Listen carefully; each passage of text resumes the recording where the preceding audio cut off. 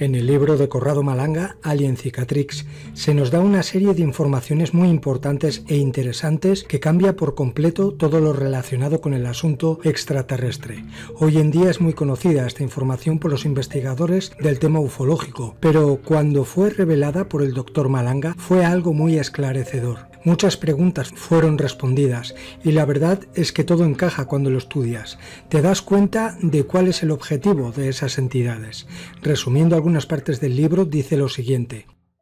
Me di cuenta de hecho que al estudiar a los alienígenas había cometido un gran error metodológico. No se puede estudiar los alienígenas sin saber cómo estamos hechos nosotros mismos.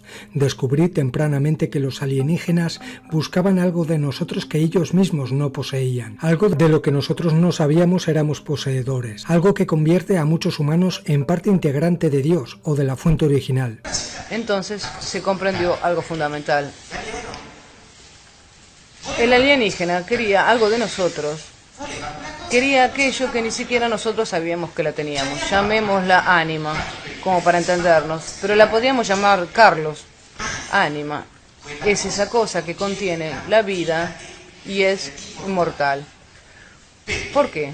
Porque cuando se le pregunta a Ánima ¿cuántos años tenés? Te dice no lo sé. ¿En qué año estamos?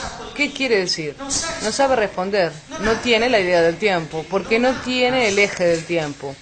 Esto produce, al interno de todo esto, que está dentro del cuerpo humano, la capacidad de ser inmortal. El alienígena quiere precisamente eso. En los abducidos que había examinado me ha sucedido de encontrar memorias alienígenas de sauroides o de insectoides. ¿Cómo puede ser esto posible? ¿El cerebro de un reptil o de un insecto es tal vez compatible con el de un ser humano? Probablemente la respuesta correcta sea la siguiente. Una memoria alienígena de insectoide se expresó bajo hipnosis de este modo. Vuestro cerebro es más grande que el nuestro. El espacio que vosotros no utilizáis es usado por nosotros. Los hemos creado así a propósito y en vuestro ADN existe el ADN ya sea el nuestro o de los auroides. Es por esto que somos bastante compatibles. ¿Por qué pasa esto? Porque en el interior de una zona del cerebro, como les dije antes, con acceso denegado, se enfilan adentro una conciencia alienígena. Una conciencia que está hecha de una parte mental, es decir, la mente del alienígena, no el cerebro, la mente, y de una parte que podríamos definir espiritual, es decir, aquello que nosotros identificamos como el lóbulo izquierdo, la parte racional del alienígena. El alienígena no tiene más cuerpo. ¿Por qué? Porque lo perdió, porque murió, porque tuvo un accidente. Pero si como el alienígena es a lo mejor Einstein, no pueden perder el cerebro de Einstein. ¿Dónde lo ponen a esto? No lo pueden tirar. Lo ponen en la cabeza de Juan Pérez, que después cuando les sirve lo van a buscar. Y lo meten en la cabeza de Juan Pérez. ¿Cómo se hace para meter algo en la cabeza de Juan Pérez? Se pasa a través de la pupila del ojo derecho con una especie de cable eléctrico,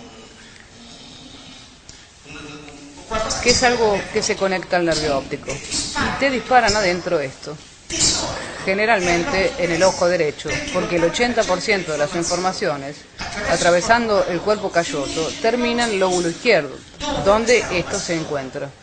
El lóbulo izquierdo, no en el derecho, siempre el izquierdo, es decir, donde está la racionalidad. En el lóbulo derecho, el alienígena no puede ir porque resulta frito. Es por esto que lo hacen pasar así. Ahora se ve por qué la mujer tiene miedo de volverse ciega. ¿Se acuerdan la pregunta de antes? Cuando sueña es como en la película de Travis Walton, donde él está atado, acostado en una especie de mesa y desde arriba le meten algo en el ojo derecho. Ahora se ve para qué sirve. Sirve para introducir la memoria alienígena activa. En este punto, cuando uno pierde el control de sí mismo, y eso es, el inconsciente no entiende más qué es lo que está pasando, se abre esta puerta con la memoria alienígena activa y vos te sentís, te acordás que sos otro. ¿Pero cuál otro? El dragón de Komodo, 2,80 metros de altura. Y vos ves que tus manos no son más las que corresponden. Soñás, tenés sueños en donde corres en un planeta lleno de pastos, lagos, parloteás con estos otros tus amigos que corren juntos, todos contentos, etcétera, etcétera. Para no decir otros recuerdos que son tremendos. Durante la hipnosis regresiva emergían, sin embargo, sea un ambiente sauroide que insectoide.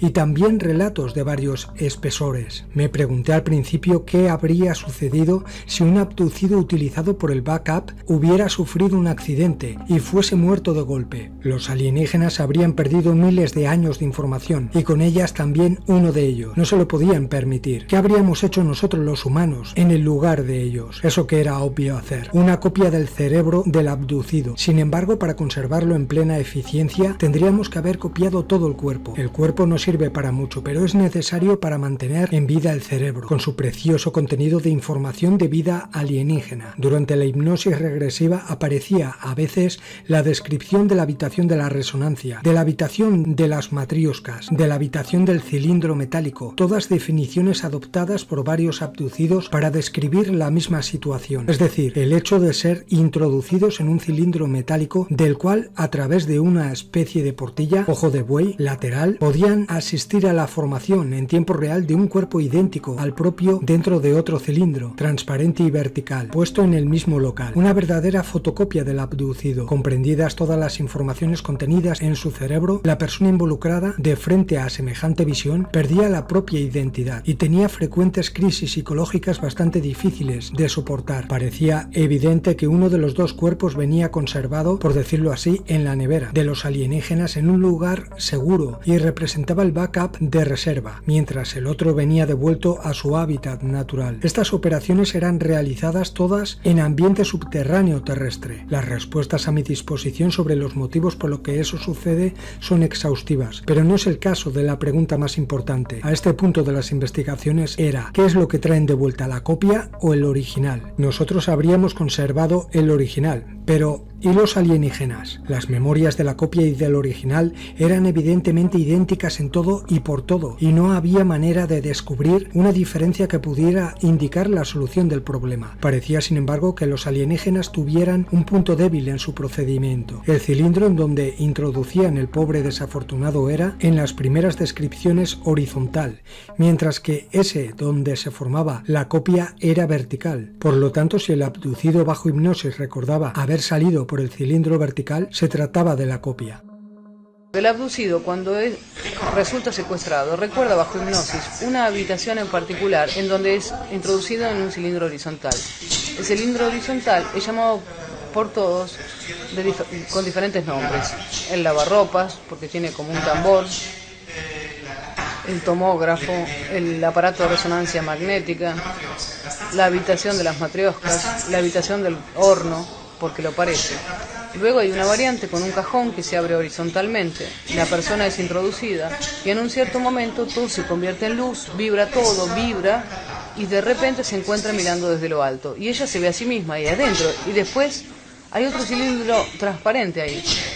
¿Quién está ahí adentro? Y la mujer o el hombre en hipnosis dice: hay una figura.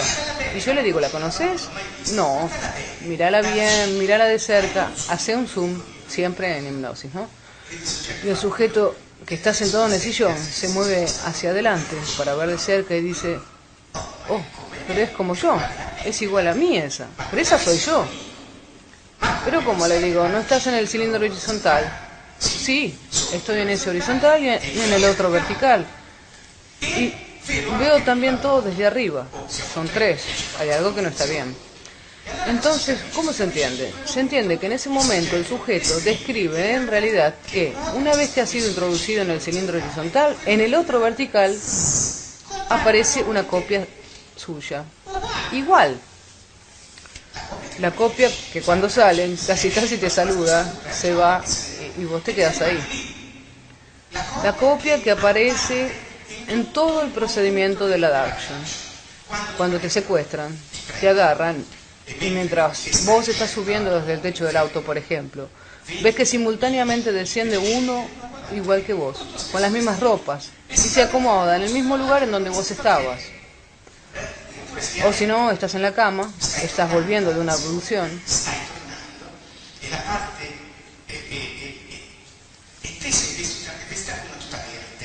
Esto me lo contó una mujer. Está bajando con un mameluco verde y ve en la cama una con un pijama. Pero soy yo esa que tiene el pijama, dice. En un momento algo cambia. Una le da el pijama a la otra y la otra le da el mameluco verde. Y la que ahora tiene el mameluco verde vuelve a subir con los hombrecitos. y la que tiene el pijama se mete en la cama y se pone a dormir. Hay un cambio. Cuando te agarran, dejan otro igual. Así no se da cuenta nadie, ni tu mamá se da cuenta. A un abducido que lo están por devolver a la casa, en hipnosis le pregunto, ¿cuánto tiempo es necesario para que te devuelvan a tu casa? El abducido me contesta una cosa que nunca se me hubiera ocurrido. ¿En qué sentido? ¿En el espacio o en el tiempo? Y yo, que no sé qué responderle, le digo en los dos. Bueno, hay una vibración y después sos a casa. Se lo dije al militar, dice el muchacho en hipnosis. Vuelvo a casa, pero ha pasado mucho tiempo. ¿Cómo hago? El militar le responde, no te preocupes. En tu casa hay una copia. No se da cuenta nadie que te fuiste. Centenares de hipnosis, centenares de relatos iguales. Todos iguales. Era un error. De hecho, descubrí que existían 4 habitaciones de cilindros, cada una con un preciso objetivo, pero en hipnosis algunos recuerdos se confundían o se superponían. Seguidamente veremos por qué. En realidad volvía siempre el original, como hipnosis más profundas se hicieron claramente comprender después. Durante la fase de copiado del cuerpo del abducido, practicada por los alienígenas, sucedía algo muy extraño. El abducido describía una sensación, una especie de vibración que recorría todo su cuerpo. Había mucha luz en el cilindro de metal, y luego algo se separaba y vibraba en el aire. En este punto, el abducido describía la escena desde lo alto y veía ambos cilindros, aquel de metal y otro transparente, pero los dos verticales, con su original en el primero y alguna otra cosa en el segundo. ¿Qué era esta tercera posición visiva? A simple vista parecía imposible, aún sin entrar en inútiles detalles de atendibilidad y confiabilidad de las técnicas hipnóticas cuando sean realizadas con maestría. Por eso, la necesidad de desarrollar un set de preguntas de control para entender quién estaba en realidad respondiendo. El alienígena, con su memoria, la copia, el original, una de las memorias de los cilindros. El set de preguntas estaba compuesto por estas muy simples, del tipo ¿cómo te llamas? ¿Cuántos años tienes? ¿Qué día es? Mírate las manos y descríbelas, pero las respuestas eran terroríficas. En una sesión se me dijo lo siguiente: ¿estás mirando hacia abajo? Respuesta: no. Entonces, ¿cómo haces para ver lo que sucede debajo de ti? Respuesta: no estoy mirando hacia abajo, veo simultáneamente por todos lados. Pregunta: mírate las manos. Respuesta: no veo las manos. Pregunta: mírate el cuerpo. Respuesta: no tengo cuerpo. Pregunta: ¿cómo te llamas? Respuesta: nosotros no tenemos nombre. Pregunta: ¿cuántos años tienes? Respuesta: ¿qué significa? Pregunta: ¿cuánto tiempo hace que existes? Respuesta: desde siempre.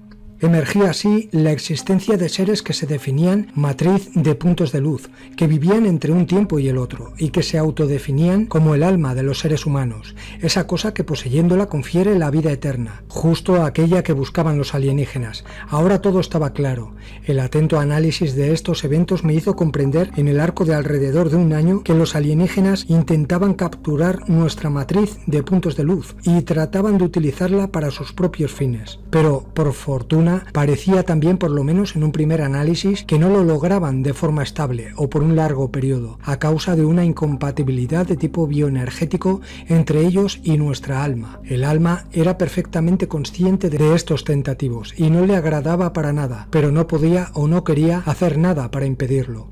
Durante la hipnosis emergía la descripción de extraños campos de fuerza que transportaban el alma dentro de un cuerpo alienígena, pero la unión duraba un tiempo brevísimo. Luego se producía la separación total e irreversible, con relativa frustración del alienígena, que no había logrado una vez más conectarse permanentemente con la matriz de puntos de luz, transformándose en un todo con ella.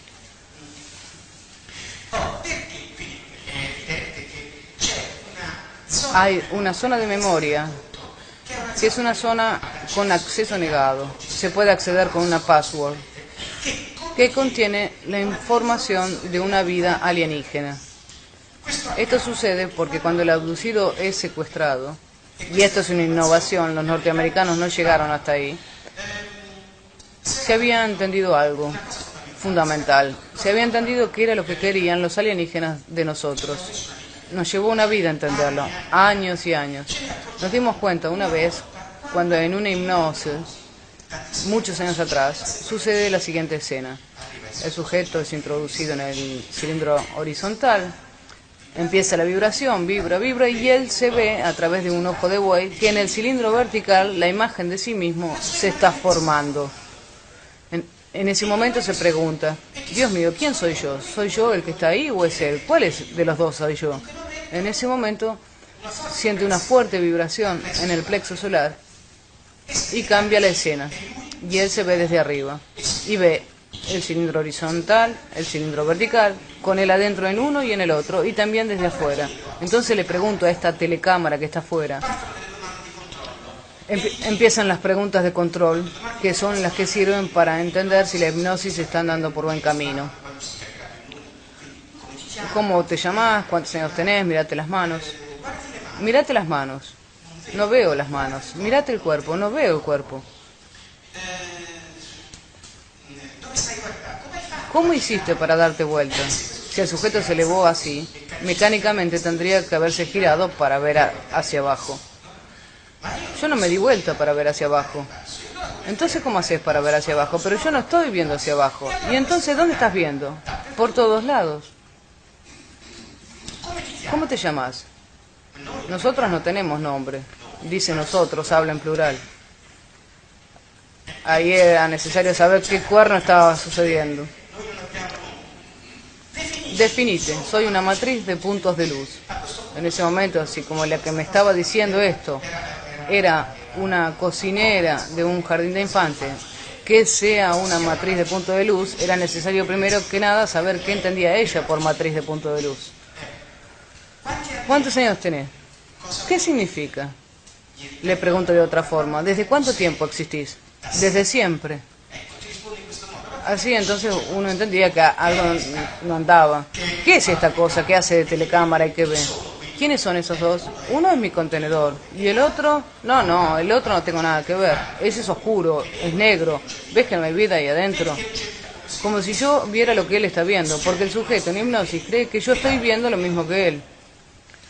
¿Y vos dónde querés entrar? No, ahora me hacen entrar en ese negro, pero yo no quiero entrar ahí. Ese no es el verdadero, mi contenedor es el otro.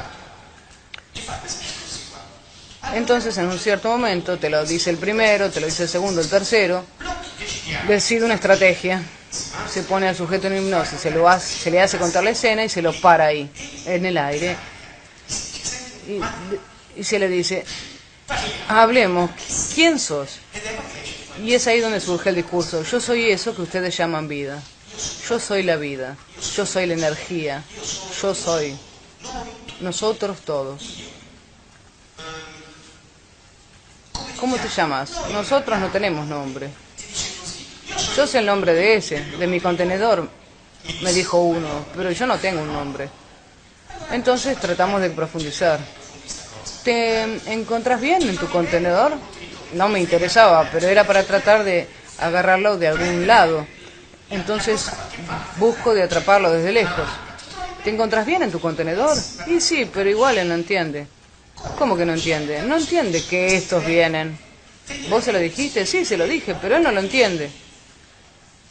¿Pero qué es lo que quieren estos que vienen? Y me quieren a mí. ¿Y por qué te quieren a vos? Porque yo soy la vida. De ahí el lío era todavía más grande.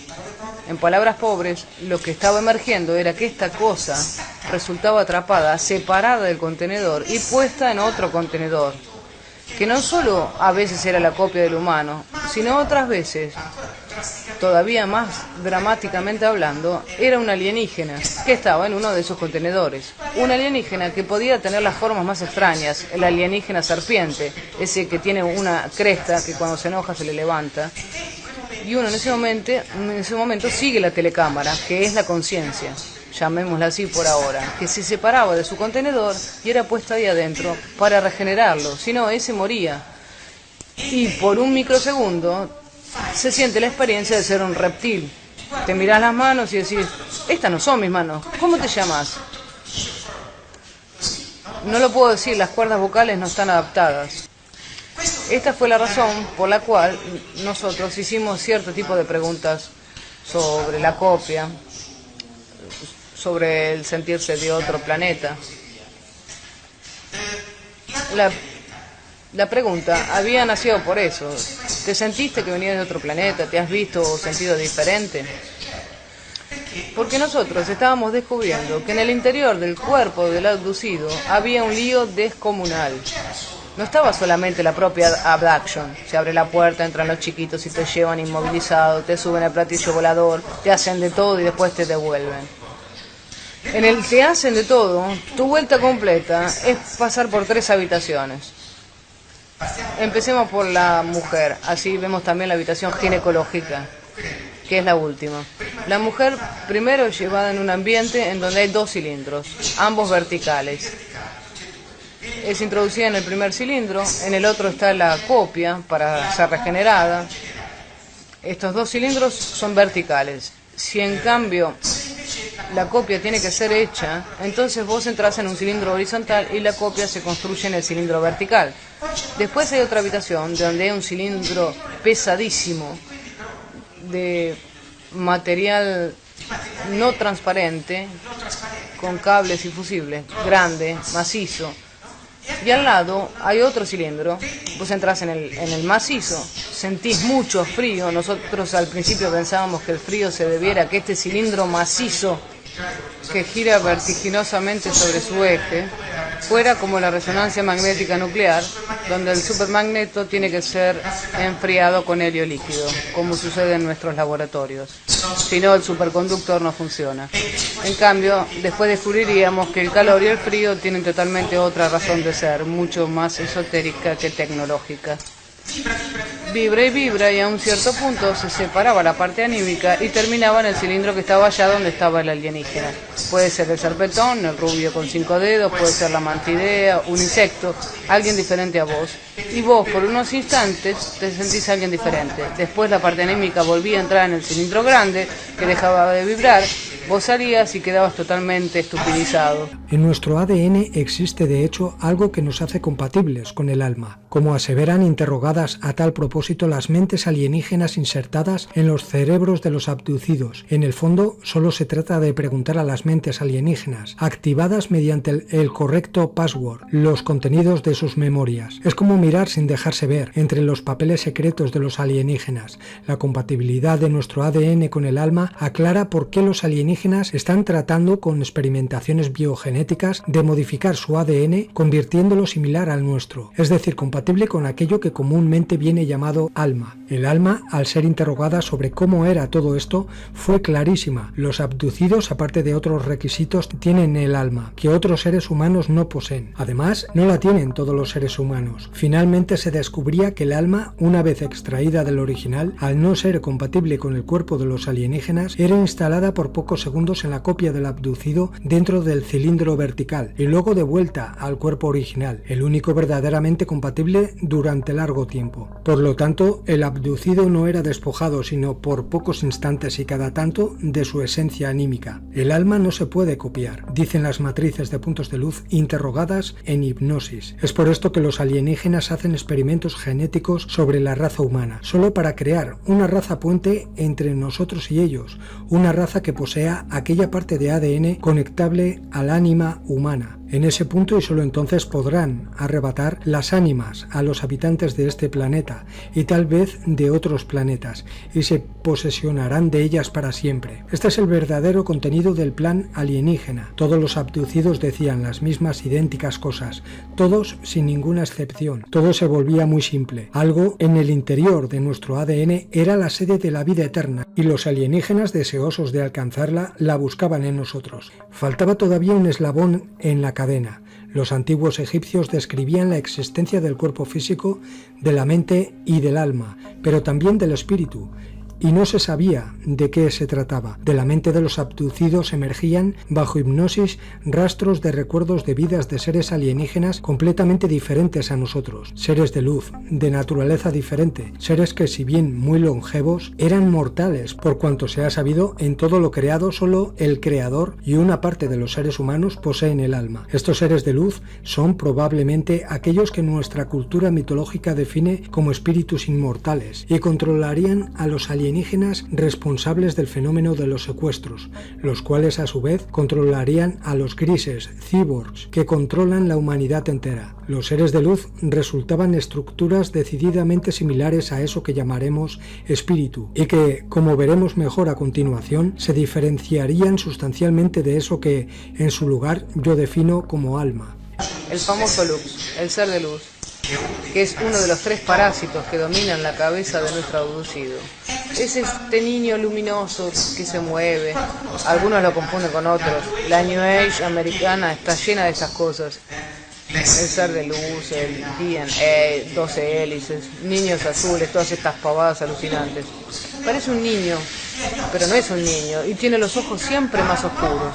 Te entra por el ojo, porque él tiene que ir a meterse en el lóbulo izquierdo, y cuando vos lo ves entrar, sentís una fuerte presión en el plexo solar. Es una situación para vomitar, porque creo que depende del sistema parasimpático. Te agarra de ese modo. Esta es una de las peores situaciones que se puedan imaginar, porque ese tipito es uno de los 3 parásitos que entran en el cerebro humano y que hace un cierto número de cosas. Lux, lo hemos llamado Lux porque hace recordar mucho a Lucifer, el portador de luz. Alguien lo ha llamado de ese modo. Es una entidad que está dentro de tu cerebro. Se acomoda entre el subconsciente y la mente. Y todas las cosas que pensás que son tuyas. En cambio, están filtradas por él. Y se caracteriza por 2 cosas fundamentales para quien tiene a esto adentro. Se siente siempre más débil, siempre más inútil, siempre más incapaz, siempre más una nada. Y la vocecita le dice, estoy yo que te ayudo, no te preocupes. Sin mí no puedes ir a ninguna parte. Hay varias frases. Sin mí no podrás ver el aura.